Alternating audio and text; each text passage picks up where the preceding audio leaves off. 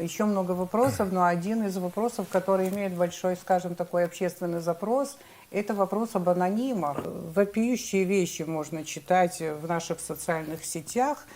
И вот интересно, что вы думаете? Мне кажется, что об анонимах у вас больше информации, чем у нас. В этом направлении служба государственной безопасности непосредственно, чтобы вы понимали, это наша работа, и мы провели существенные мероприятия, были существенный у нас прогресс в этом имеется, но до одного достигнутого никто останавливаться не собирается.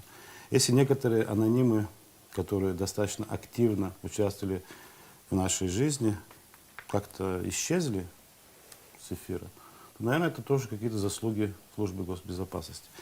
Когда, говорят, вы сперва спросили такой вопрос, задали, где находится служба, чем она занимается. Немногое то, что делает служба, может быть дано огласке. Вот вы поймите, когда выявлен аноним, да, вот это, конечно, за этим анонимом стоит лицо. Аноним, который написал очень много гадостей там, в отношении личности. Уже там уже идут определенные личные, так скажем, да, вот, как говорится, почти до мести, да, вот если довести, что могут, мы понимаем, что вот, могут с ним расправиться. Вот, пример этого уголовного дела, можно на нем говорить, что как себя люди повели, как появились защитники, непонятно кто такие, зачем все это происходило, мешали проведению следственных мероприятий люди. Появились люди, заинтересованные в обратном, так скажем, да, вот, в том, чтобы наказать этих людей. Мы этого ни в коем случае не должны допускать. Мы не должны допускать, чтобы на фоне всех этих процессов люди имели возможность перейти в какую-то конфронтацию между собой. И пытаемся эти вещи прикрывать. Уже я считаю, что достаточно хороший фон у нас есть по сравнению с прошлыми годами.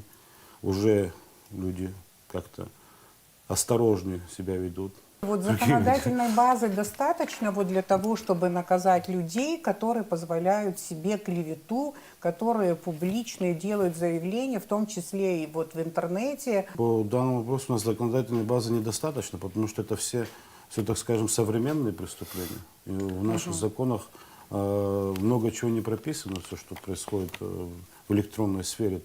И, насколько мне известно, Генеральная прокуратура инициировала ряд поправок, законопроекта о клевете в эфире, там, и все такое. То есть, Ну да, я, кстати, тоже ознакомилась с этим соответственно, законопроектом. В первом чтении парламент уже принял. Это речь идет о внесении изменений в Уголовный кодекс и Уголовно-процессуальный кодекс, и о клевете, именно дополнение к разделу «Клевета».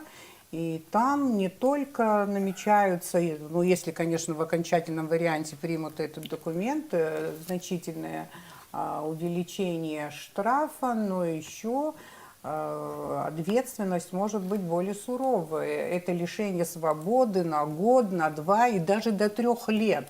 До эфира я, кстати, позвонила в городскую прокуратуру, все-таки поинтересовалась тем, как продвигается вот это дело, связанное с анонимами. Фамилии этих женщин мы знаем, но я сейчас не буду озвучивать, потому что мы не знаем в конечном итоге, материалы дела будут переданы в суд или не будут. Ну, когда будет решение суда, тогда все услышат эти имена. Экспертизы очень важные там нужны, которые невозможно сделать у нас в Абхазии. И вот ждут, когда российские коллеги исполнят эту работу, и потом уже будет видно, чем это дело с анонимами закончится. Да. Я права? Ну, согласен с вами полностью, вы в полной мере правы. И скажу, хотел бы добавить одно, что это не только в этой деятельности у нас есть пробелы в законодательстве, а во многих других тоже направлениях. Нам очень много сегодня законов надо принимать, нужно много поправок принимать, потому что в условиях современности много чего меняется. То есть старые, как говорится, законы, они уже сегодня не работают.